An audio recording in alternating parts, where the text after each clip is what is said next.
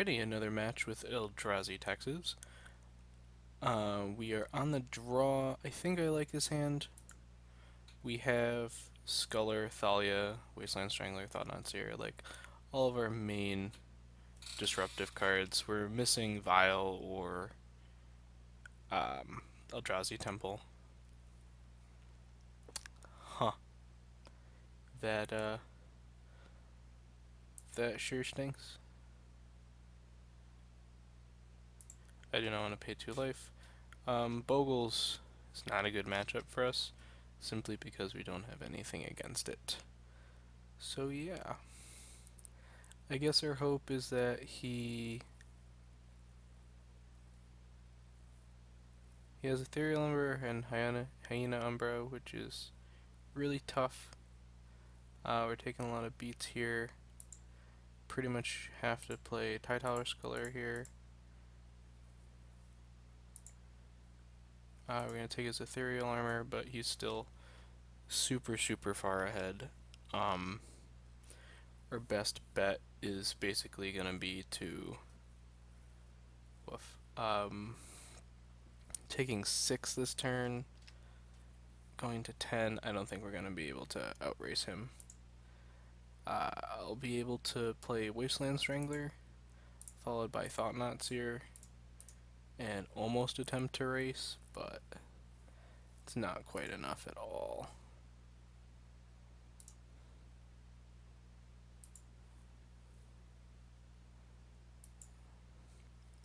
Okay.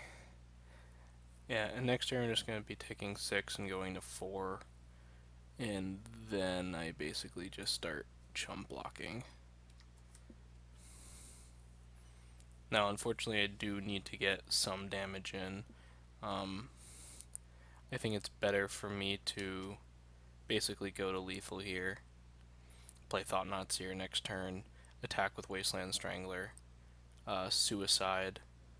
Ooh, main deck Suppression Field. I actually am a huge fan of main deck Suppression Field. Alright,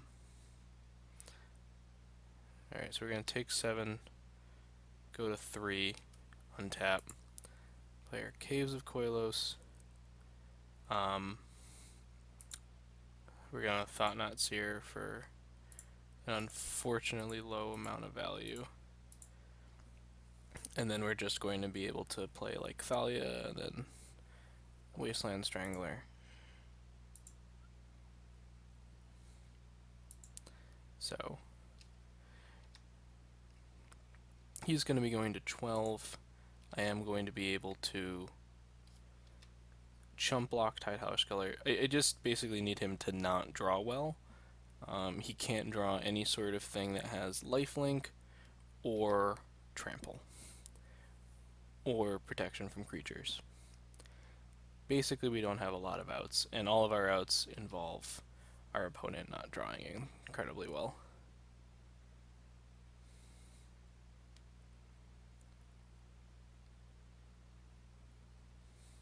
Yep. Our opponent's even playing everything exceptionally well. Okay, so how do we keep the pressure on? I think I'm actually going to go ahead, play Wasteland Strangler, target something.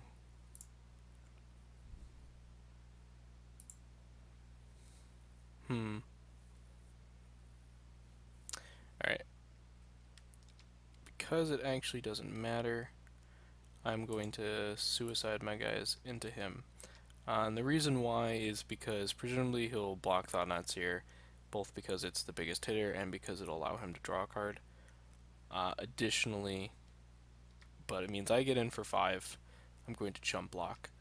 And if he's not attacking me, I'm going to be able to play a creature every turn as a blocker and just suicide guys in.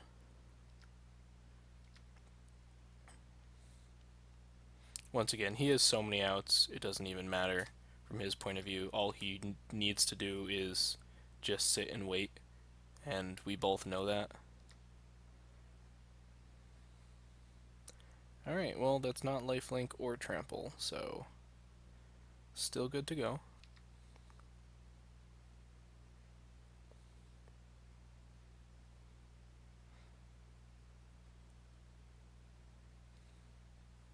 Right, so we're going to block.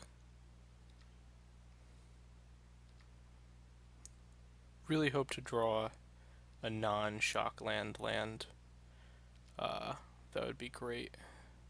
Leonin Arbiter is fine because it allows us to play 2 creatures. So we're going to go ahead and swing for 5.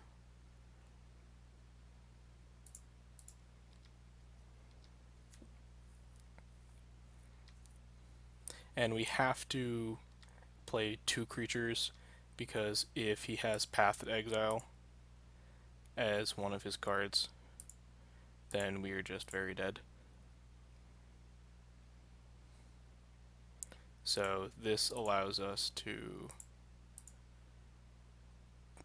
live through 1 Path to Exile. But he still has a draw step. Like, we still need to fade yet another draw step of him not having trample or lifelink.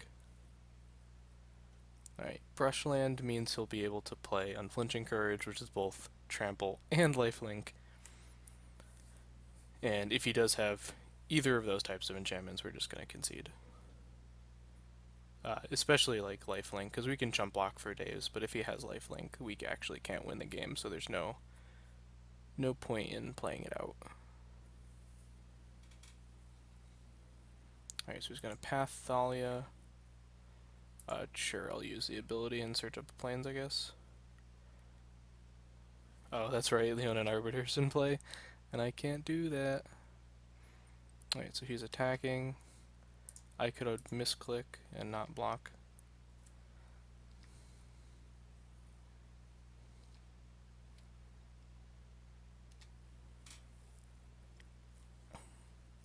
Or I could misclick and not attack. But he goes ahead and concedes the game. So we got exceptionally lucky there. We want all of our Inquisitions. Our Path to Exiles aren't useless, but they're not great. Wasteland Strangler's only good because it attacks for 3. So I think if that's our only concern, Eldrazi's Displacer is not very good in this matchup. Once again, it's only good because it attacks for 3. Aether Vial's probably too slow, so I'm going to trim... Ugh. I think I want to get both Reality Smashers is really the thing. I want Reality Smashers, and I really want to weigh heavily on Eldrazi Temple, because Reality Smashers is the way that I can come back. Our other creatures aren't bad, like Arbiter's fine. I want some number of paths for the core Firewalker draws. Aether Vial just seems not very good. Like, this isn't the type of matchup where Vial matters a whole ton. So I'm going to take Aether Vial. And let's see, I guess I'll board in the other Displacer just as another body. And we're basically now just playing like a mid-range control-y deck. And we're going to keep this hand. We have a Temple, Godless Shrine, Caves of Koilos, 2 discard spells, Athalia. Like, this is really close. If he doesn't have turn 1, which he does, we still get to strip something out of his hand, which is really the important part. Yes, I'd like to pay 2 life. We're going to Inquisition our opponent, hopefully take something very good. Alright, Hyena Umbra, Spider Umbra. Woof. Okay. So, the real big problem is the Umbra. We're going to need to fight through these Umbras. So I'm going to definitely take an Umbra. I don't really care about the path because he doesn't even have the second land. Like, if I go Thalia next turn, for example, he's not going to be able to path it unless he draws the land. He also has an incredibly slow hand, which means I'm just hoping to stabilize with Thalia's. Okay, so he does have that, so he'll be able to go Umbra, or just Suppression Field, which I'm very fine with.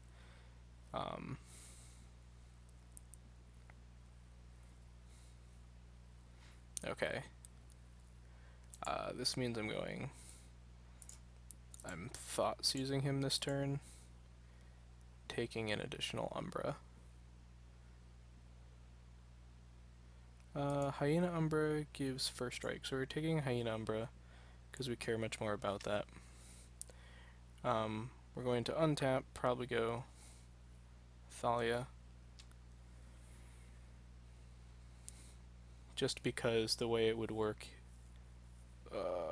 Ethereal Armor also gives first strike. Man, that's real good. Okay. So now we're in a really tough position again. Double Eldrazi Temple definitely helps, but it doesn't help enough yet. Like, we're in chump block mode already, which is annoying.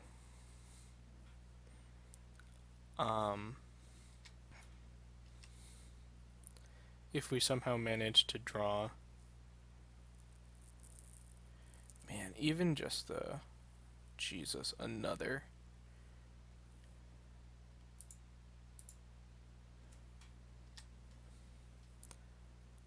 Yeah, I'm not sure how we win this. This shouldn't have, we shouldn't have won match 1 either, but that's beside the point. Okay, so is that 7? I could attack for 5 and be dead to a lot of things, or I can play 2 chump blockers. I need a lot of turns. Alright, so we really shouldn't even be in this match, so I'm going to go Reality Smasher, swing for 5, hope we're not dead. We might be dead, and that's fine. We're very dead as it is. But with this line of play, hopefully we're not dead. He does need both cards, unless the one card he has in hand is Ethereal Armor. He needs 2 enchantments to kill us, for the most part. No, I guess that's not true. We're dead to a lot of things. But this way, I can go next turn Thalia, Leonin Arbiter, not die to Path to Exile. I'm only dying to Trample. Has the Trample anyway. I'm just going to concede to save time.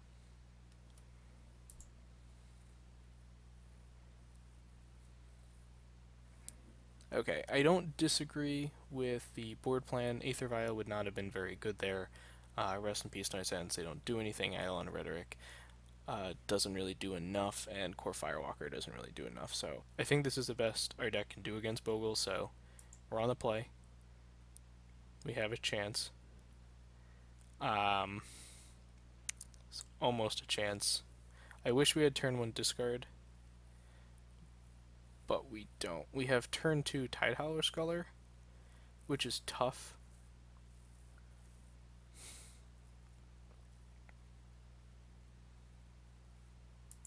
I'm going to keep it. We could aggressively mulligan, but really, like, what we need is, I don't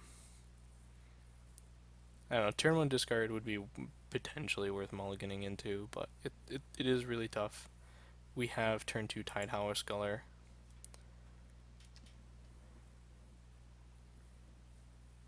And mulliganing into discard, I don't like doing it against Bogles because some Bogles players just mulligan into Leyline, which I was never the biggest fan of, but I mean, mulliganing into turn 1 Bogle is also very good. I just hope that our Tidehowler Sculler gets there at least a little bit. Like maybe they're land heavy, that sort of thing.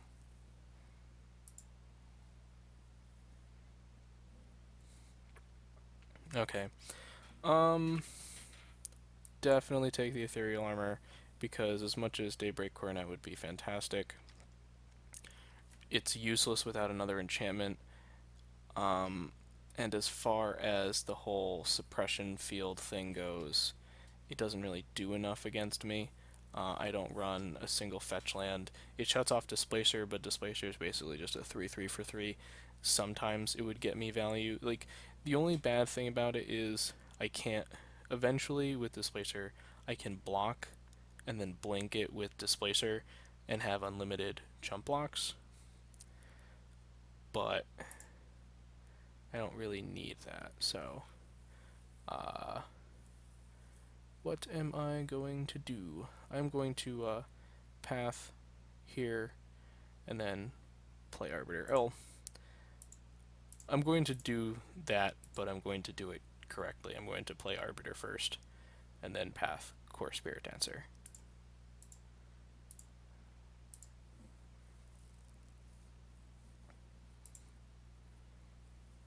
And then I'm going to attack with Tidehollow Sculler.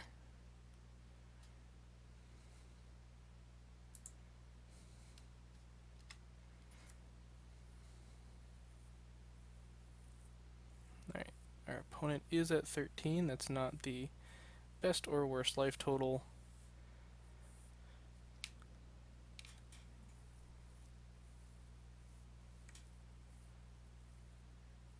Okay, have Spider Umbra. This is the only place where it would be really good to have. Now he can't attack here because if I block and trade, he won't be able to Daybreak Coronet up his Gladecover Scout. Oh, thank God. Our luck continues. We draw Thought-Knot Seer right on time, so we're going to be able to take the Daybreak Coronet and potentially make it through this. Now, this does make me... Okay, never Path to Exile with the Thought-Knot Seer ability on the stack, because now he's going to draw a card, and I'm going to take his best card. Like, the ability still happens, so I'm still going to get Daybreak Coronet, and he presumably drew a forest. Now, the one thing that I do want to be careful about is I can only attack with Arbiter safely here, because I don't want him getting Ethereal Armor back. And next turn, I'll probably play Eldrazi Displacer. Yeah, he'll play Suppression Field. He might just hold back the Gladecover Scout, yeah. Okay, and I have another land. I don't have enough to play 2 creatures, which is the only bad thing. And I don't have enough to Displacer and something else. So, yeah. Probably gonna serve it up again with our Leonin Arbiter.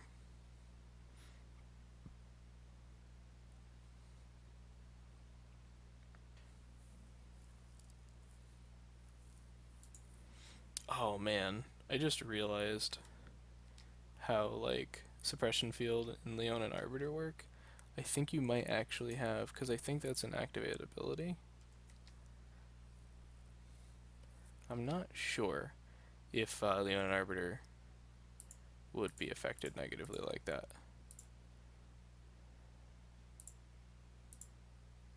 Alright, so we're going to play Flicker Wisp. We'll flicker our Arbiter.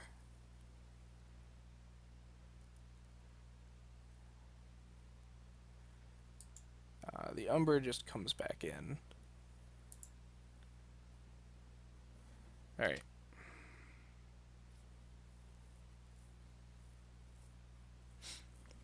And next turn we get to start attacking for more and more.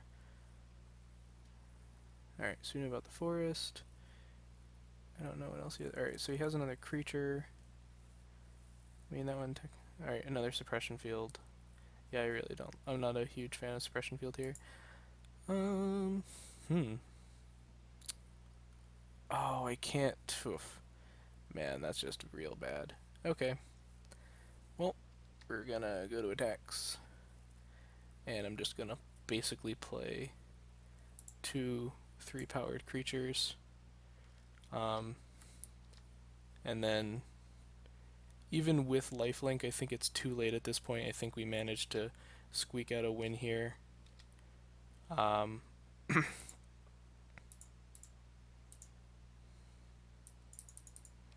Just because he won't be able to gain enough life to actually do anything relevant. Um, like anything that he would have, it would have to be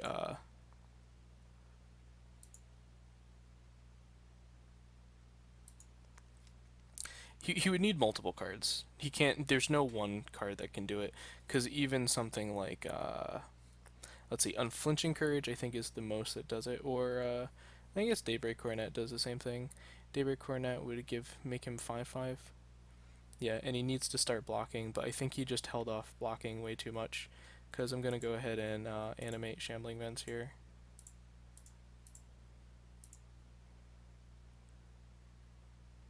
Oh, never mind. Man, that's Suppression Field's so good. I always ran Suppression Field in my um, Bogles decks.